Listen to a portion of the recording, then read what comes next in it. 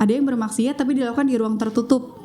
Berarti masih ada rasa malu kepada orang lain, manusia. Walaupun malu kepada Allahnya udah gak ada tuh. Karena dia gak apa-apa, gue sendiri yang bermaksiat gitu kan. Iya.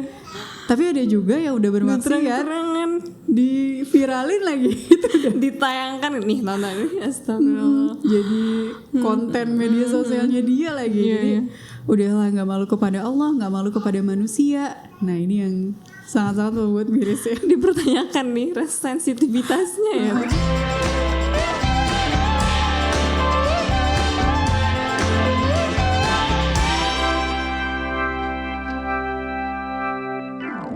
Bismillahirrahmanirrahim. Assalamualaikum warahmatullahi wabarakatuh. Waalaikumsalam warahmatullahi wabarakatuh. Kembali lagi bersama aku di Bincang Isu. Kali ini kita mau ngobrolin tentang kondisi yang bikin miris ya Teh. Iya. Kondisi yang bikin astagfirullah gitu.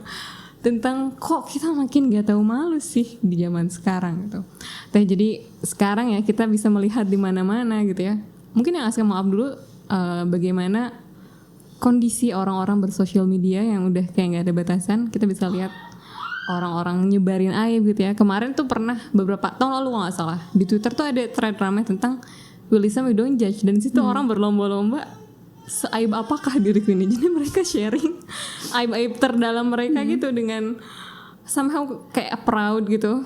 Entahlah, tapi mereka berbagi aib. Ada juga tentang ya gimana kita lihat orang-orang live ya di TikTok dengan tanpa batasan, apapun mereka lakukan gitu ya Teh di live TikTok untuk entah ada yang joget-joget buat cari uang lah, ada juga yang ya emang buat mereka pingin aja gitu untuk ekspresikan diri gitu.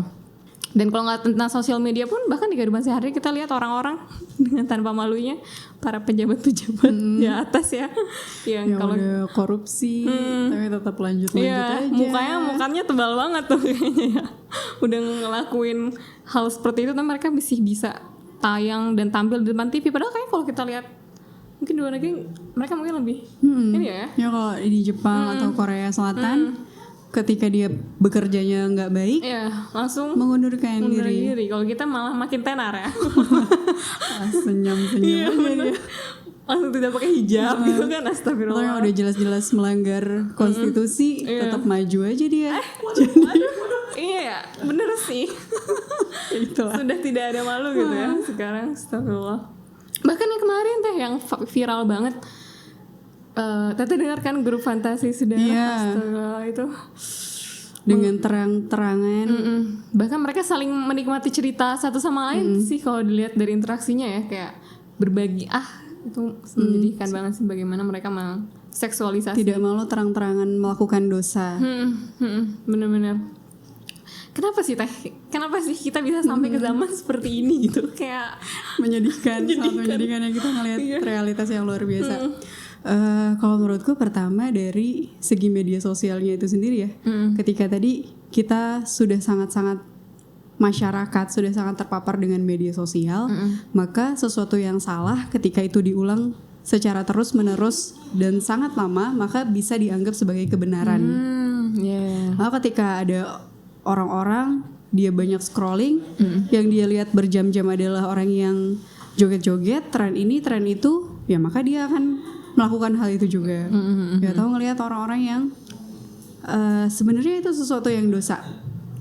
Katakanlah nih, kalau menurutku ini sesuatu hal yang sepertinya sudah sangat biasa, padahal ini adalah sesuatu yang nggak boleh dosa. Boy band atau girl band Korea atau industri-industri hiburan itu kan sesuatu hal yang normal banget sekarang. Kayak orang menjadi fans nonton konser, nonton film, nonton video klip. Banyak yang menganggap itu hanyalah ya udah hiburan aja, sudah sangat-sangat normal. Tapi sebenarnya kalau kita kembali kepada Al-Qur'an, itu sesuatu hal yang dilarang. Gak boleh kita menikmati ketampanan seseorang yang bukan mahram, menikmati kecantikan seseorang yang bukan mahram. Apalagi aurat, apalagi dengan lagunya, dengan tariannya itu tuh gak boleh loh. Tapi karena saking terbiasanya, everyone is doing it, ya udah. Akhirnya biasa aja, nggak ada rasa malu lagi untuk melakukan itu. Bahkan sampai menjadi fans, mengorbankan banyak duit yang uang tidak sedikit banget, itu berjuta-juta loh Teh itu. harganya. Ya hal-hal yang kayak gitu itu udah jadi sesuatu hal yang biasa. Kemudian tadi ya banyak menormalisasi, kemudian banyak juga yang melihat peluang ketika dia engagementnya tinggi, dia viral, itu menjadi peluang dia bisa mendapatkan uang, bisa mendapatkan pemasukan. Kalau yang lihat di TikTok, dia joget-joget sama joget-joget gitu, terus banyak pasang mata yang menikmati, dikirimin stiker, dikasih uang, ternyata bisa nih jadi tempat gue ngasihin duit, dia melakukan itu. Bahkan ada desa yang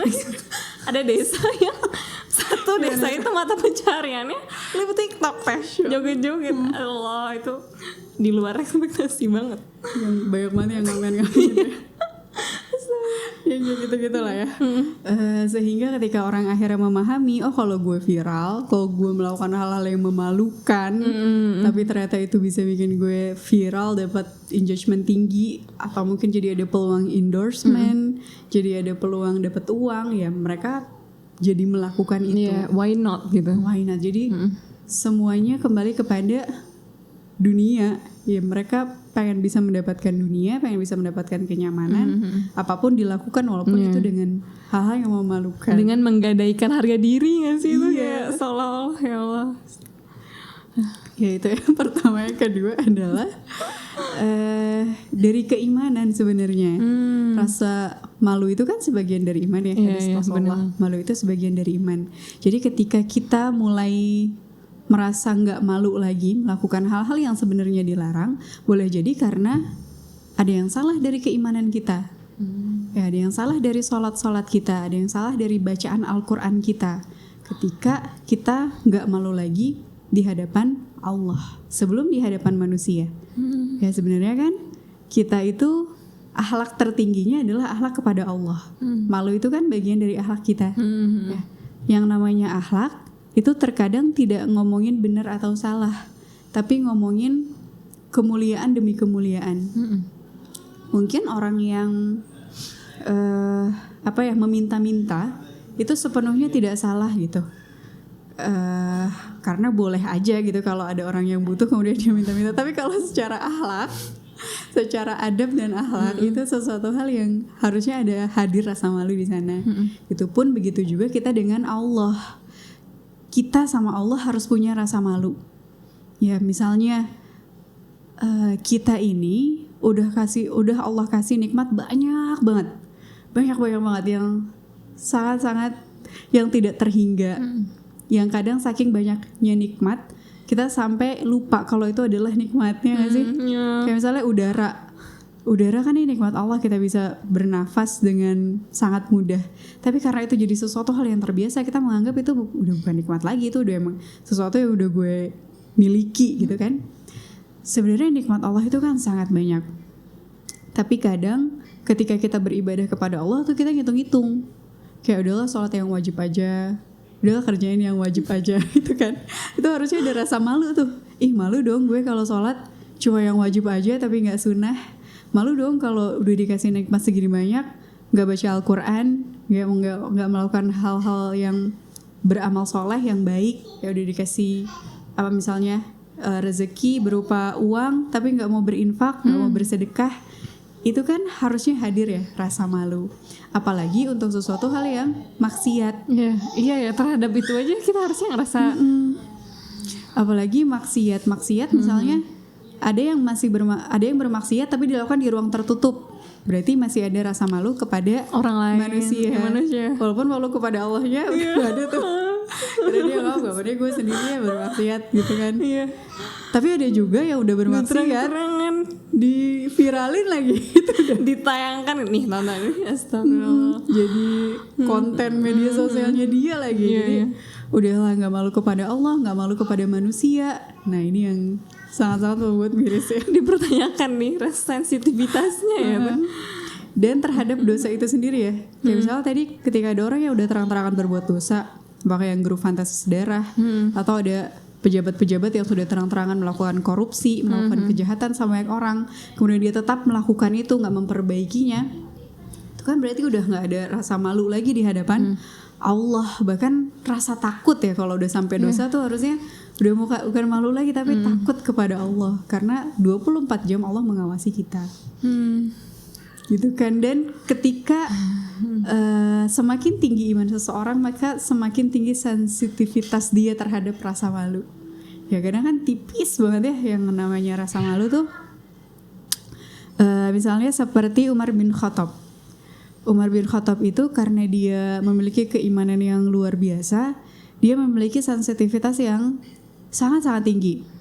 Contohnya Umar bin Khattab itu pernah berpendapat kepada Rasulullah ketika melihat istri-istrinya Rasulullah itu keluar rumah nggak pakai hijab.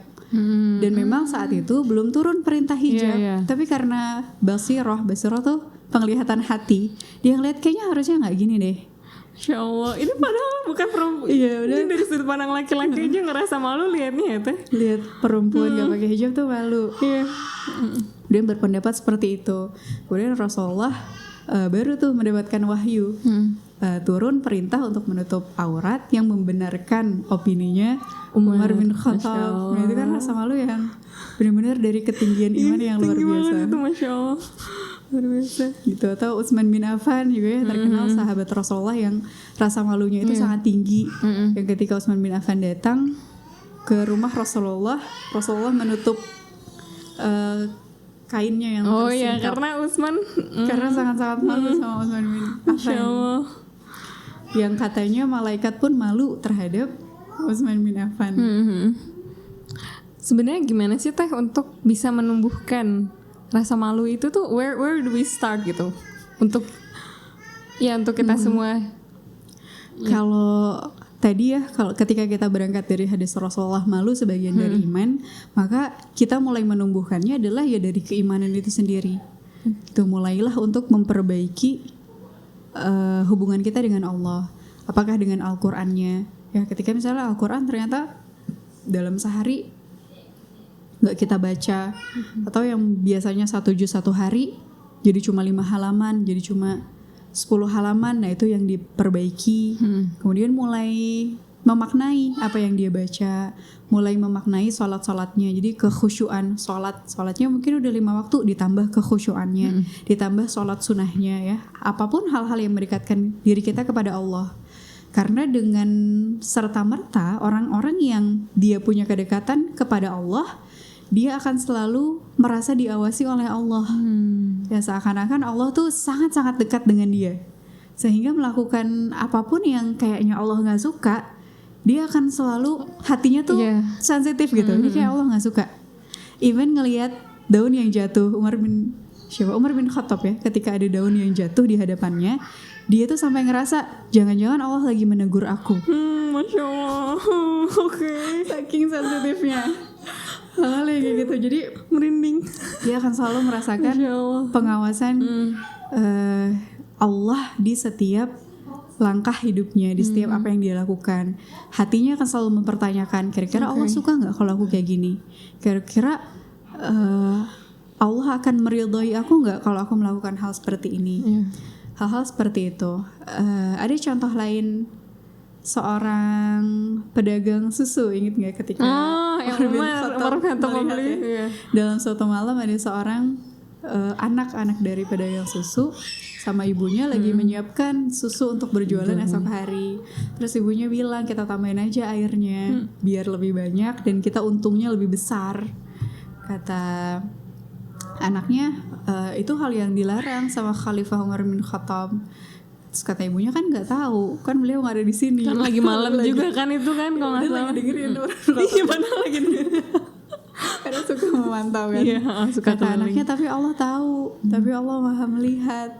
Akhirnya hadir rasa malu dan itu tidak dilakukannya. Itu kan karena ada sensitivitas. Jadi semuanya akan kembali lagi kepada keimanan kita. Sama malu itu. Oke. Kan itu start dari gimana kita memperbaiki hubungan dengan Allah. Oke. Kalau misalnya kita mau ngebahas langsung nih teh terkait kalau di bagian sekarang kan itu terkait gimana hubungan kita dengan Allah nih.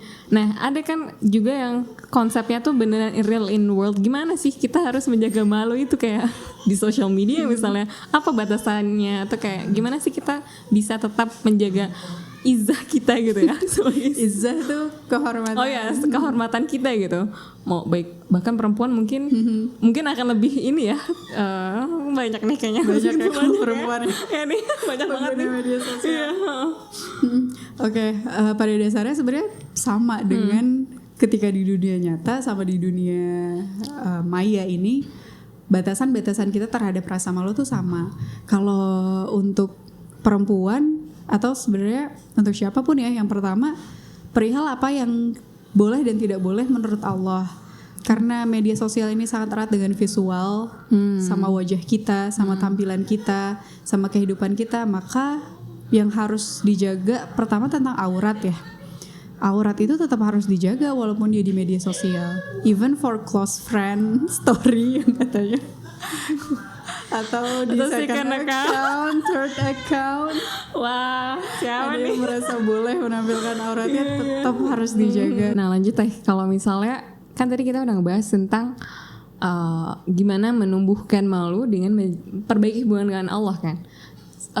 Aku penasaran juga terkait kalau tadi udah lewat jalur vertikal gitu, kalau mau perbaiki hubungan, gimana sih kita mengaplikasikan penumbuhan rasa malu itu tuh ketika beneran real, misalnya di social media gitu. Kayak sekarang ya kita sering lihat ya, apapun dibagikan, entah itu mungkin kemesraan antara sama istri di share gitu kan, atau bahkan a day in my life tuh dari bangun masih di kasur ya, kamar mandi semuanya dibagikan gitu. Ya gimana sih kita bisa menjaga batasan itu di social media? Ya, bismillah. Pertama dasarnya adalah tentang rasa malu kepada Allah ya. Apa yang bagaimana kita bersikap itu akan sangat dipengaruhi bagaimana rasa malu kita terhadap Allah. Ketika Allah memerintahkan kita untuk menutup aurat misalnya, maka untuk yang perempuan dan juga untuk yang laki-laki, maka ketika apa yang ditampilkan di media sosial harus make sure kalau semuanya auratnya dalam keadaan yang tertutup. Jadi jangan sampai ada apa misalnya lagi berenang gitu ya, tampilin gitu kan, ada bagian-bagian yang pasti akan terlihat gitu. Bahkan aurat orang pun juga ya kayak benar. bener-bener. Begitu juga yang laki-laki ya, kadang-kadang karena laki-laki merasa lebih bebas. Bener-bener. Saya lagi main bola, celananya pendek banget di atas lutut gitu kan. Itu kan juga aurat yang sebenarnya harus ditutup. Iya. Hal yang seperti itu. Kemudian Allah juga memerintahkan kita untuk memerintahkan perempuan perihal tabarruj. Tabarruj berhias. Nah, ini juga udah sesuatu hal yang sangat dinormalisasi ya saat ini. Padahal Allah tuh kasih batasan hal itu. Kita nggak boleh berhias di hadapan yang bukan mahram. Apalagi sampai dijadikan tutorial makeup kayak gitu ya. Jadi memang ya udah ketika mau tampil di media sosial dan itu ada tujuannya ya, tujuannya baik, sesuatu menyampaikan kebaikan, mengingatkan orang lain, speak up tentang orang-orang yang lagi dizolimi, apakah yang di Palestina atau apa isu-isu tentang kerusakan alam yang saat ini lagi marak-maraknya, itu sangat boleh, tapi silahkan dijaga batasan-batasannya. Yang perempuan ya udah tampillah tanpa make up ya, tetap dengan baju yang tertutup, aurat yang dijaga, hal yang seperti itu. Kemudian Allah juga mengajarkan kita tentang interaksi. Nah, interaksi di media sosial juga harus dijaga. Katakanlah interaksi dari pandangan mata, dari kita melihat apa yang boleh dilihat dan apa yang tidak boleh dilihat, itu juga diterapkan di media sosial. Kalau ada hal-hal atau akun-akun yang ternyata ada aurat yang terbuka atau ada yang tidak boleh dilihat, ya udah jangan ditampilkan. Ya, atau ada hal-hal yang kira-kira mengganggu kita, nggak usah di follow, di block dan seterusnya. Kemudian interaksi dengan lawan jenis. Siapa yang DM IG-nya seperti Asrama Putri atau sebaliknya? Atau sebaliknya ya, yang perempuan DM IG-nya seperti Asrama Putra. Masya Allah, betapa cipta. Ya Allah. Atau ya Allah, semoga aku bisa mendapatkan istri seperti ini. Assalamualaikum, aku kagum bagaimana ya cara mengenal. hal-hal yang kayak gitu tolonglah ya dibatasi interaksinya. Untuk yang laki-laki nggak boleh terlalu mengumbar pujian-pujian yang berlebihan kepada perempuan. Pun yang perempuannya juga jangan sampai memancing gitu ya. Betul. Banyak komen-komen yang seperti itu. Ya Allah. Jadi itu tuh dua-duanya harus saling menjaga gitu, dan yang perempuannya juga harus peka juga kali ya. Dan kayaknya setiap perempuan sih tahu sih ya kalau dia lagi digombalin atau lagi dideketin, jadi ya udah denial aja sih gitu. Seringnya kayak enggak, dia baik cuma tiba-tiba curhat panjang banget. Nah itu ya hal-hal yang kan nggak boleh. Ada aturan ikhtilat, nggak boleh berkholwat, nggak boleh berdua-duaan di dunia nyata kan, perempuan laki-laki sama di media sosial juga. Jangan sampai DM itu kan ruang berdua tapi ngobrolnya curhat panjang banget, urusan keluarga, urusan apapun sama juga akhirnya jadi berkholwat. Jadi dia dengerin aku, dia yang mengerti aku. Terus habis itu ketemuan terus aja hal yang seperti itu ya. Terus termasuk apa yang kita likes, apa yang kita ikuti, ya itu juga harus dijaga gitu ya. Untuk membatasi pintu-pintunya itu juga ya. Gitu. Dan apa yang kita tampilkan, pastikan apa yang kita share adalah sesuatu hal yang bermanfaat buat orang lain dan juga untuk kita. Ya hati-hati juga sama sesuatu hal yang sangat mengumbar privasi. Pertama tadi ya, ada malu, ada rasa malu juga.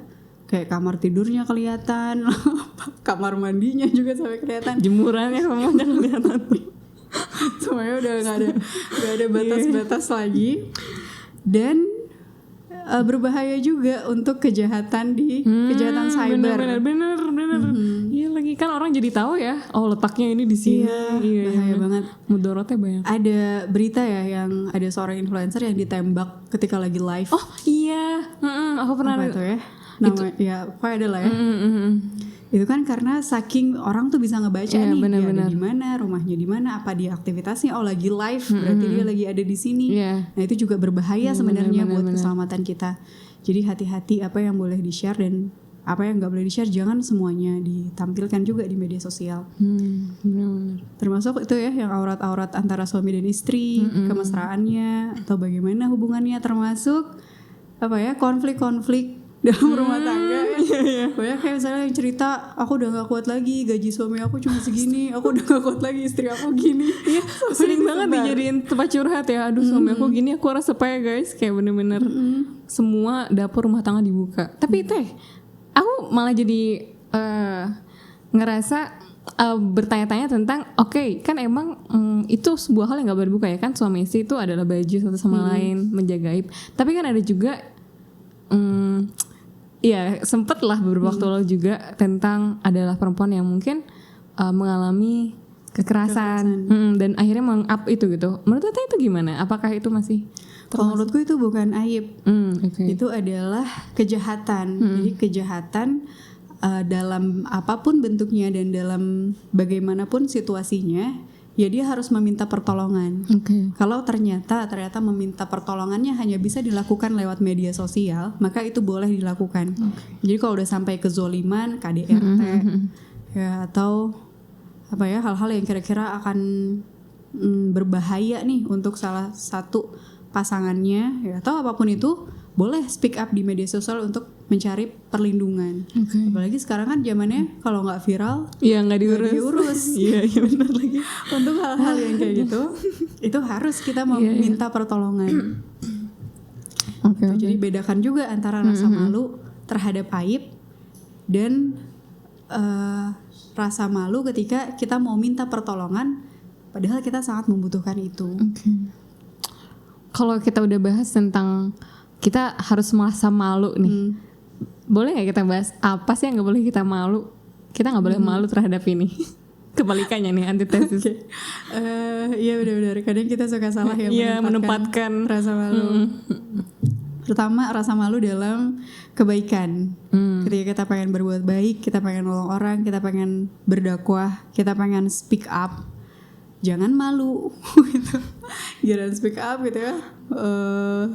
speak up tentang Palestina misalnya, atau apa menyampaikan ada hal-hal yang harusnya nggak dilakukan ya, kesalahan atau kezoliman, maka itu harus kita sampaikan. Jadi jangan malu di sana. Atau yang episode sebelumnya yang kita bahas, malu bersama orang-orang yang soleh. Karena kita ngerasa nggak pantas, aduh jauh banget, minder gitu. Nah itu yang justru harus berani di sana, jangan sampai malu. Kemudian kalau belajar, yang namanya belajar kan pasti ada prosesnya ya. Pasti ada masanya kita akan terlihat bodoh, kita akan gagal, akan melakukan. Sekarang orang cenderung takut salah sih ya teh. Karena memang belajar itu proses yang sangat-sangat tidak menyenangkan, Aska. Betul sekali. Dulu tuh aku ingat banget pertama kali belajar sharing di depan orang lain. Kayak aku sama sekali nggak ada basic public speaking, dan anaknya sangat-sangat di belakang layar lah. Kalau bisa nggak tampil, kalau nggak dimintain pendapatnya aku nggak bakal ngomong. Kalau ngomong di depan aku gemeteran. Iya. Gimana tuh akhirnya pas pertama kali apa yang teteh paling inget pas akhirnya berusaha mendobrak? Gemeteran pertama kali. Gimana? Gara-gara dulu waktu semester tingkat akhir kan jadi ketua kemuslimahan di lembaga dakwah di kampus kan. Nah karena itu aku jadi diminta untuk sharing. Sebenarnya sharing ini keputrian kalau Jumat itu kan dikit banget ya orangnya. Oh iya, masih cuma 20 orang gitu loh. Tapi aku berasa di aula seminar, cuma di kelas. Inget pertama aku gemeteran, kayak aku gak nyaman lah. Terus aku ngomongnya cepet banget. Kayak aku agak feel sih. Aku juga tapi kalau nyadar selama aku ngomong kadang suka kebelit-belit gitu kan. Itu karena deg-degan banget. Terus aku keringetan. Selama ngomong ya sama. Jadi teman-teman, terus ini sih, aku kan baru belajar ya, referensinya tuh belum banyak. Jadi aku dikasih 30 menit tapi aku selesai dalam waktu 15 menit. Panitianya bingung si kartu yang 15 menit 10 menit nggak kepake itu berarti. Ya aku nggak tahu lagi langsung sampai. Kasihan MC-nya itu teh. Bingung nge-bridgingnya panjang ya, kayak ngapain lagi nih. Ya kawan cepet banget. Ada lagi.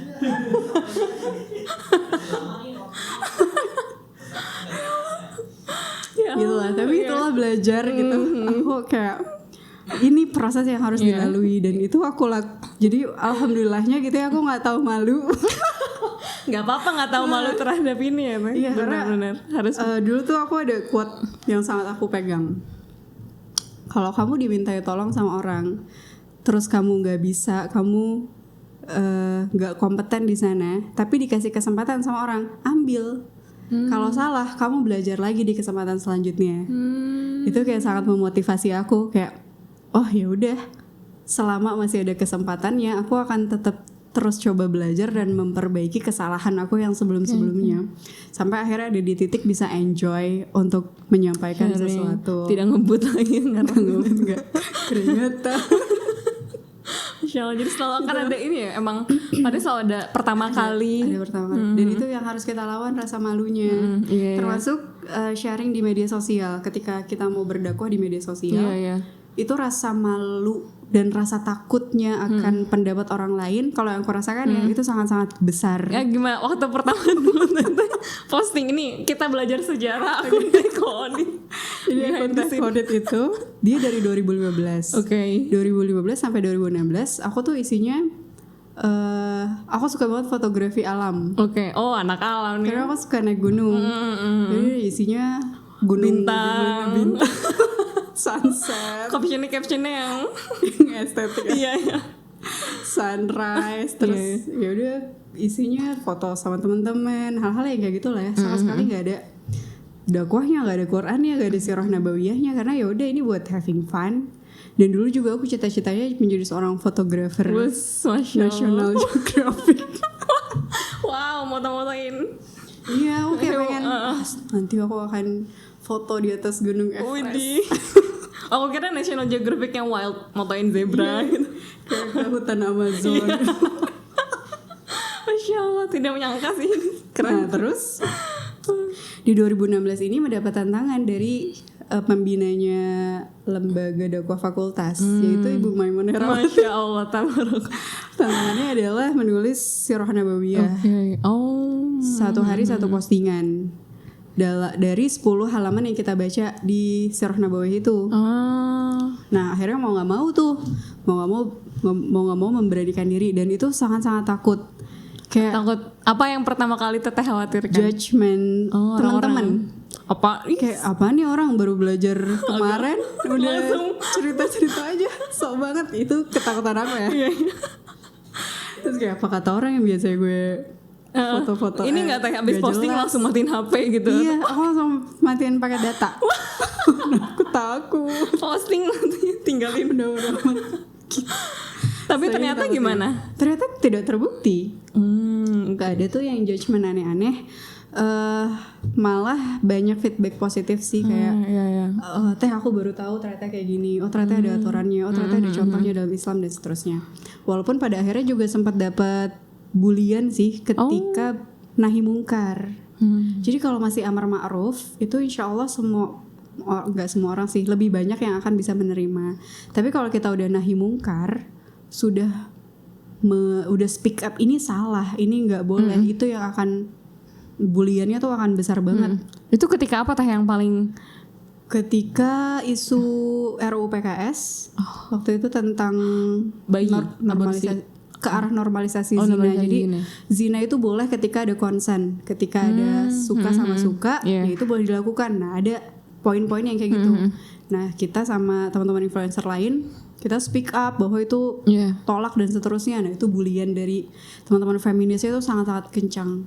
Ketika bahas ada LGBT juga kan di situ masuk. Nah, hal-hal yang kayak gitu yang akan sangat kencang. Bahkan dulu juga sempat aku mengkritisi Prabowo. Pak, yang Gaza apa, Teh? tidak lemah. Oh, iya. Ada blunder itu. Dia suka blunder. Yang jangan kayak Gaza yang diserang itu nggak sih? Prabowo kan kita bikin tidak statement boleh itu. lemah. Iya, nanti seperti Gaza. Nah, itu kan Kacau itu. Kacau. Nah, itu aku sempat speak up tulisan itu. Terus di komen sama Deddy Kobuzer sama istrinya. Iya. Aku baru tahu di komen di postingannya Teh. Iya. Pilihan. Dia adalah penggiringan isu gitu.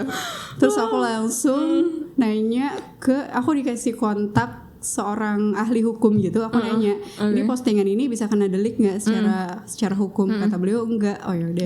Alhamdulillah. Insya Allah. Itu doang. Keren juga di komentar. 2024 ya? Iya baru sih, baru. Ya, itulah. Hal-hal kayak gitu. Jadi akan ada benturan kalau ada nahi mungkar. Iya.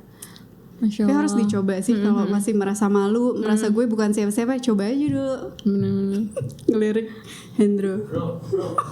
Iya Ndro, denger nih. Ya Allah, Masya Allah. Oke. Jadi kita harus malu pada tempatnya gitu. Ada juga orang yang kadang malu buat hijrah sih Teh, bahkan gitu. Baru-baru untuk speak up gitu, untuk hijrah juga kadang orang masih ragu sih Teh. Malu, Iya. takut opini orang-orang juga. Dan boleh jadi ada rasa takut juga ya. Takut karena akan memasuki zona yang baru, yang mungkin zona yang tidak nyaman. Iya. Bener sih. Terlebih ketika yang akan terdampak itu dari segi penghasilan. Penghasilan, benar, pemasukan, karir. Iya. Ketika dia berhijrah, dia akan melepas itu semua. Itu yang biasanya akan menjadi ketakutan ya, tantangan yang akan sangat besar ketika seseorang itu berhijrah. Iya. Tapi yang harus kita pahami, balik lagi tentang ikhtiar dan tawakal kita kepada Allah. Kita meyakini janji Allah bagi siapa yang berhijrah, maka Allah akan meluaskan rezekinya ya, dan akan memberikan kediaman atau tempat yang lebih baik setelah berhijrah. Nah, itu yang harus kita yakini. Jadi ketika ada misalnya ada pekerjaan yang mengharuskan kita harus buka jilbab atau harus harus auratnya harus terlihat, atau ada ribanya, ada hal-hal yang tidak disukai sama Allah, ya kita harus berani untuk keluar dari sana. Masya Allah. Bahkan karena kalau dipikir terkait malu untuk hijrah, kan itu berkaitan dengan takut ya Teh. Kalau nggak salah ada nggak sih Teh kisah sahabat yang mungkin agak mirip ya. Tadi kan mereka malu, malu. malu hijrah, juga takut dengan rezekinya kenapa gitu. Ada nggak sih Teh kalau nggak salah kisah Ada. sahabat? Nyantek dulu. Ya bisa. Tentang ini keren banget sih kalau kita melihat referensi dari Rasulullah dan para sahabat-sahabatnya, bagaimana mereka memiliki adab dan akhlak yang sangat tinggi, rasa malu yang sangat tinggi karena keimanan mereka. Ketika kita ngomongin Rasulullah dan para sahabat-sahabatnya, kita tuh ngomongin generasi terbaiknya umat manusia.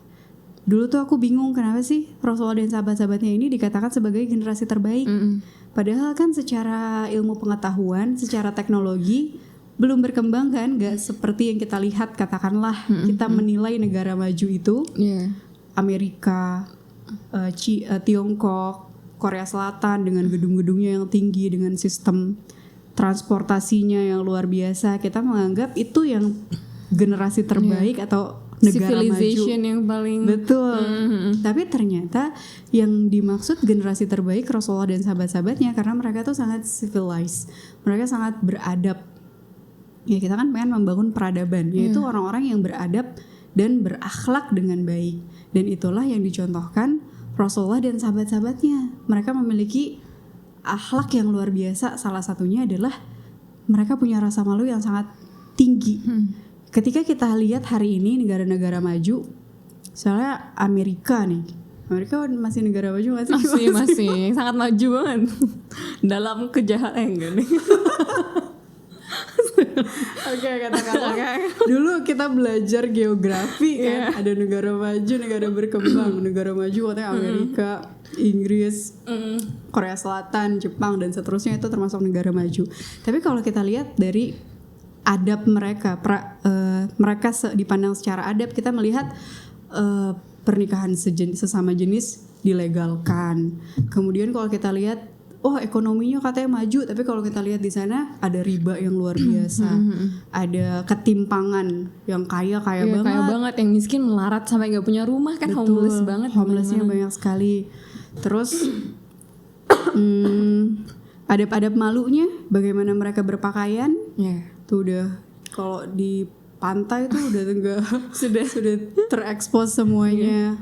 Hal-hal yang seperti itu, ini yang akhirnya membuat kita melihat betapa luar biasanya peradabannya Rasulullah dan para sahabat-sahabatnya. Bagaimana ketika kita lihat ketika kaum muhajirin itu baru berhijrah ke Madinah, mereka memiliki rasa malu dan kehormatan yang sangat tinggi. Padahal mereka di dalam situasi nggak punya apa-apa. Ya kan, ketika berhijrah mereka meninggalkan semua hartanya, meninggalkan semua rumahnya. Banyak yang hijrah ke Madinah, ya udah dia cuma punya baju yang ada di badan, bekal diri doang datang. semuanya ditinggalin. Tapi ternyata mereka ketika bersosialisasi, ketika hidup di sana, mereka nggak menampakkan itu. Tidak menampakkan bahwa gue nggak punya. Mereka kelihatan kayak orang yang punya aja, sama sekali nggak minta-minta, nggak kasihanin aku dong, nggak punya rumah kayak gitu. Tapi tetap ketika lagi menghadiri majelis ilmu, lagi bersama Rasulullah dan sahabat-sahabatnya, mereka sangat menjaga harga diri mereka sampai nggak kelihatan. Dan Rasulullah bisa mengetahui mereka itu butuh atau enggak, itu karena Allah yang ngasih tahu. Ya Allah kasih tanda di wajahnya gitu ya, yang akhirnya Rasulullah mengetahui, teman yang ini lagi butuh, sahabat yang ini lagi kekurangan ini dan seterusnya. Ada di Quran surat Al-Baqarah ayat 273. Allah berfirman, berinfaklah kepada orang-orang fakir yang terikat oleh jihad di jalan Allah. Mereka tidak dapat berusaha di bumi. Orang yang tidak tahu menyangka mereka orang kaya karena memelihara diri dari meminta-minta. Kamu kenal mereka dengan melihat sifat-sifatnya. Mereka tidak meminta kepada orang secara mendesak. Dan apa saja harta yang baik yang kamu nafkahkan di jalan Allah, maka sesungguhnya Allah Maha mengetahui. Jadi ini ada dua adab yang luar biasa. Yang pertama, yang tidak memiliki, dia nggak minta-minta dan memperlihatkan dia seperti orang kaya aja, nggak butuh apapun. Tapi di sisi lain, orang yang ada gitu ya, orang yang berkecukupan, kaum Ansor, mereka peka sama sahabatnya. Jadi saling ya Teh. Jadi saling, ya nggak yang satu pelit, yang satu minta-minta, tapi semuanya saling. Itu yang sangat indah ya kalau kita lihat yang kisah Abdurrahman bin Auf. Dengan ta'akhinya kan ditawarin, kamu mau rumah yang mana? Aku punya 2 rumah. Kamu punya rumah yang mana? Aku punya 2 kebun. Ini kebun ya yang produktif, udah bisa langsung menghasilkan buah, bisa dijual. Kamu mau pilih yang mana? Bahkan istrinya juga, walaupun nggak tahu ya teknisnya gimana, nggak usah dibahas. Aku punya 2 istri. Kamu suka yang mana? Nanti akan aku ceraikan. Sampai segitunya. Tapi Abdurrahman bin Auf juga punya rasa malu yang luar biasa tinggi, punya akhlak yang luar biasa tinggi. Beliau mengatakan tidak usah, cukup katakan di mana pasar. Ini civilized yang luar biasa. Sama kita juga kalau sama teman-teman kita juga harus peka ya. Di satu sisi ketika misalnya kita lagi kekurangan, nggak minta-minta. Tapi di satu sisi kita juga harus peka sama teman-teman kita. Ya makanya kita perlu ketemu nih, misalnya ketemu makan-makan, ada teman kita yang puasa terus misalnya. Iya kayak Masya Allah soleh. Harusnya mikir ya itu. Mungkin ya. Mungkin perlu sesuatu. Atau mungkin datang ke rumahnya, misalnya ke kamar mandinya, odolnya misalnya udah digulung-gulung. Udah sampai disobek malah kayaknya digunting tuh, dikobok-kobok gitu. Ada yang gitu ya? Iya ada. Aduh, aku jadi sedih nih, aku nggak tahu nih. Atau shampoo atau sabun Dikasih air. Udah sampai. Astagfirullahaladzim. Yang kayak gitu-gitu harus peka tuh. Oh berarti nih teman kita kayaknya perlu bantuan nih. Iya. Ya Gitu Allah. jadi namanya anak kosan relate ya biasanya.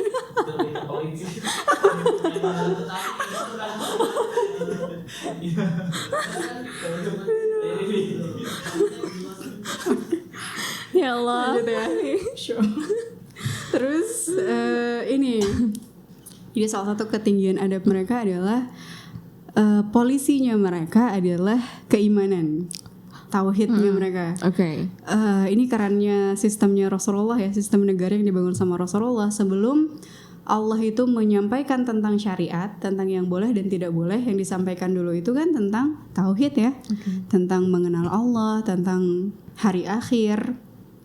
Selama di periode Mekah tuh ditanemin itu terus, sehingga ketika di Madinah mereka udah paham sendiri tanpa perlu ada aturan. Kalau sekarang kan aturannya banyak banget kan, hukum perdata, hukum apa semuanya mengatur tentang perilaku manusia.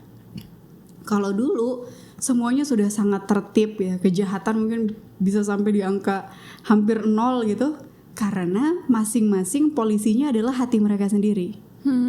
Aku nggak boleh keluar dengan tabaruj, dengan auratnya kemana-mana, karena aku malu sama Allah.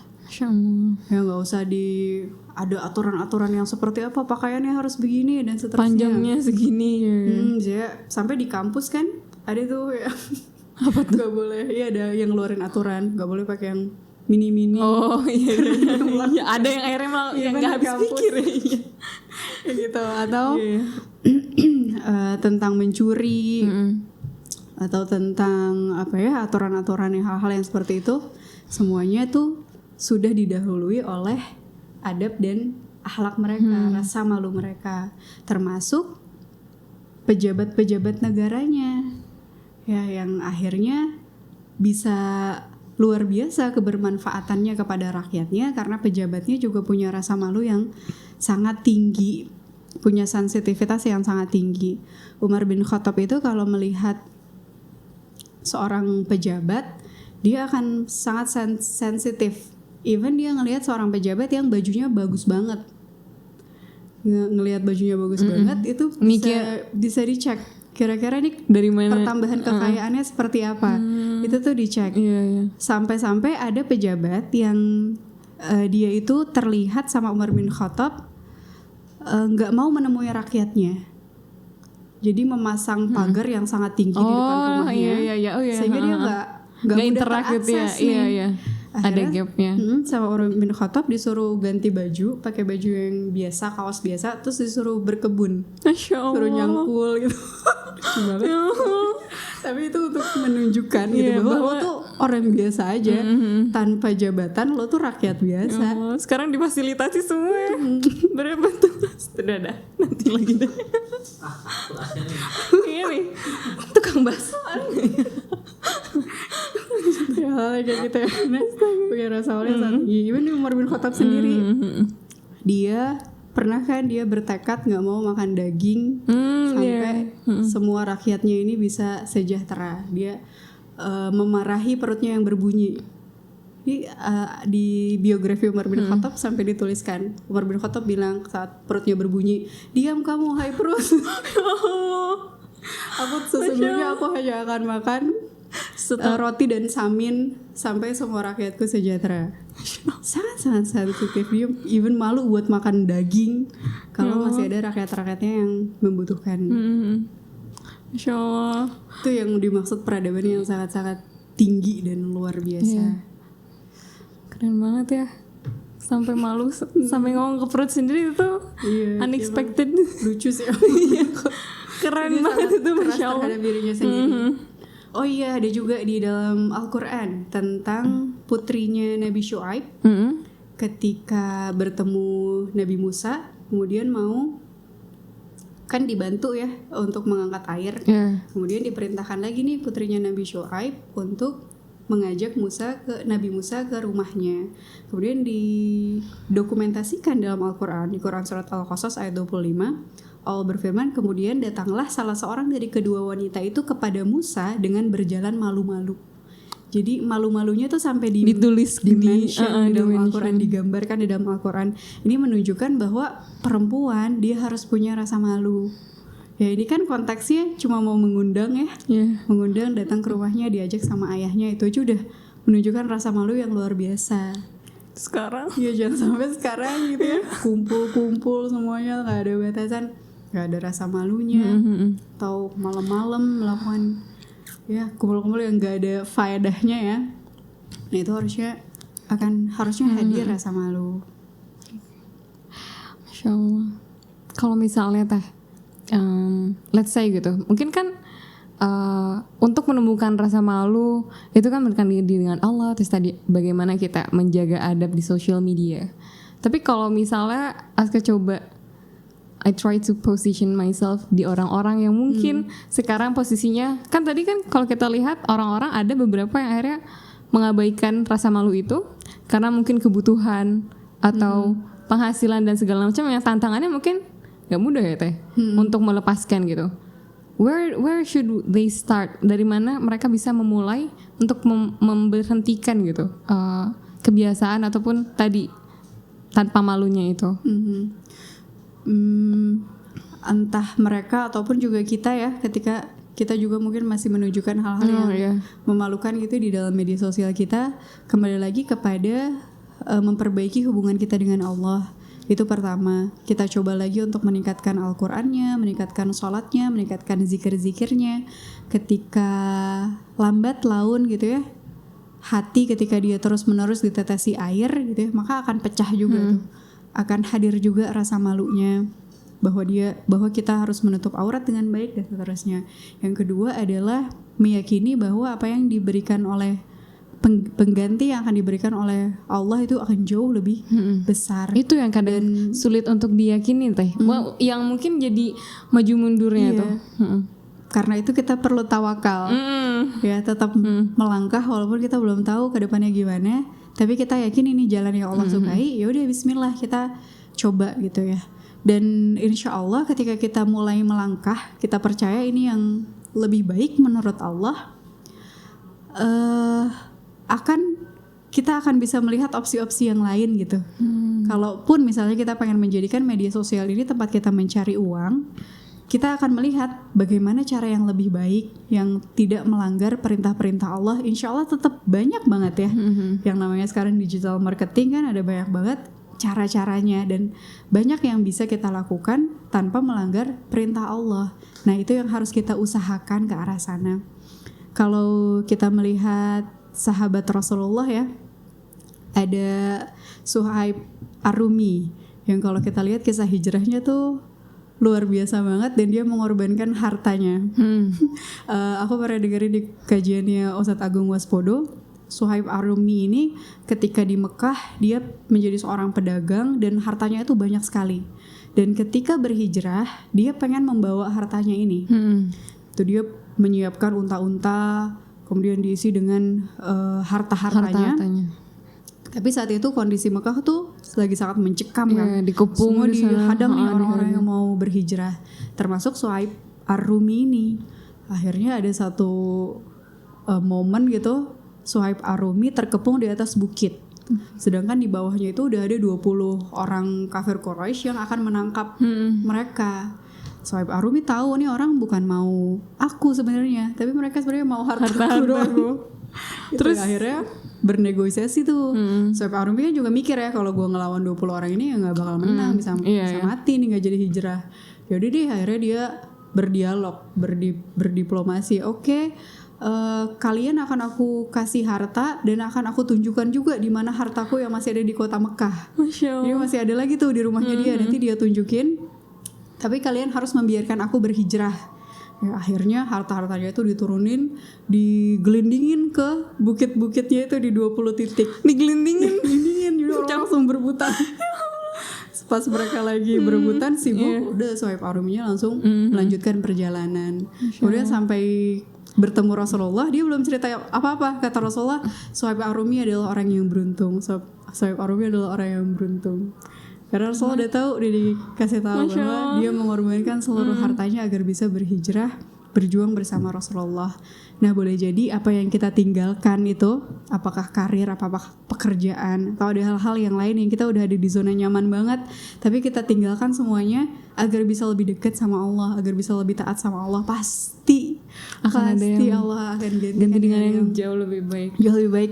Aku pernah ada pengalaman kayak gini. Dulu tuh ada aku kan 2018 tuh lagi senang-senangnya jadi seorang content creator. Sekarang juga sih, tapi dulu tuh yang sangat-sangat niat. Lagi semangat banget. Aku voice over, kemudian ada animasi dan seterusnya. Tapi ada momen aku harus vakum. Kayaknya sekitar 3 bulan. Karena ada project dakwah yang harus digarap. Oh, karena saking perlu fokusnya. Dan project dakwah ini media, di bidang media. Oh, oke. Jadi nggak mungkin kan aku ngerjain Double. dua-duanya media nih, udah nggak cukup waktunya, harus sangat-sangat fokus. Akhirnya udah aku tinggalin lah. Udahlah gitu. Sedangkan ketika aku menjadi content creator, itu bisa jadi pemasukanku. Karena aku bertugas di penerbitan buku ini sebagai seorang marketer kan. Itu yang jadi salah satu incomeku. Yaudah deh, aku offin dulu. Aku fokus aja nih sama project ini. Ternyata ada satu waktu, ketika waktu itu aku ingat banget lagi rapat kita pengen bikin konten apa selanjutnya. Tiba-tiba dikasih tahu, "Kon, akun lo dipromoin sama NKCTHI." Yang followersnya 2 juta. Dia bukan ngepromoin sih, nge-mention. Cuma aku suka konten dakwah yang ini. Terus ada satu akunku gitu di share. Itu langsung nambah 50.000 followers. Masya Allah, 50.000. Ya aku kayak merinding banget. Wow, di saat aku mengabaikan semuanya itu, justru Allah tuh kasih dari pintu yang lain. Masya Allah. Jadi ada hal-hal yang kita nggak bisa melakukan itu. Yang mungkin kalau aku melakukan itu susah gitu. Tapi itu sangat mudah bagi Allah. Kayak hikmah-hikmah yang baru kita bisa rasakan ketika kita sudah berani mengorbankan itu. Masya Allah. Berat memang sih, tapi insya Allah ganjarannya nanti akan sesuatu yang di luar ekspektasi kita. Masya Allah. Jazakallah khair, teman. Jazakallah atas khair, bincang hari ini menemani isu-isu kemirisan duniawi saat ini. Semoga aku juga sebenarnya ngerasa kayak aku masih ada yang harusnya mungkin aku batasi. Jadi ini jadi masalah juga buat aku. Dan semoga juga buat teman-teman viewers. Makasih banyak yang udah nonton sampai akhir. Semoga kita bisa perlahan terus setiap hari membaik gitu ya. Perlahan diputus tuh satu persatu pintu-pintu tebar pesonanya. Enggak sih, enggak tebar pesona doang ya. Ya apapun itu yang menurunkan izah dan derajat kita gitu sebagai seorang mukmin. Dan nanti insya Allah kita ketemu lagi di bincang-bincang isu lainnya, masih ngebahas tentang isu yang sangat relevan untuk teman-teman audiens temani. Dan juga aku masih mau mengingatkan di kali ini buat teman-teman yang punya kisah hidup, perjalanan kisah hijrah, atau kalian kenal seseorang yang menurut kalian dengan terbagikannya kisah mereka, insya Allah ada kebermanfaatan yang lebih luas, orang lain juga bisa terinspirasi dan dapat banyak kebaikan. Tolong dong share. Tolong, ini aku maksa.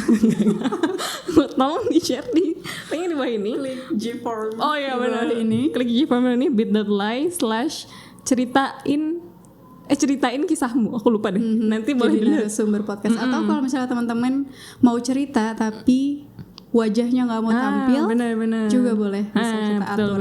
betul gitu. Jadi tolong diisi, nanti tunggu kisahmu ditampilkan oleh teman.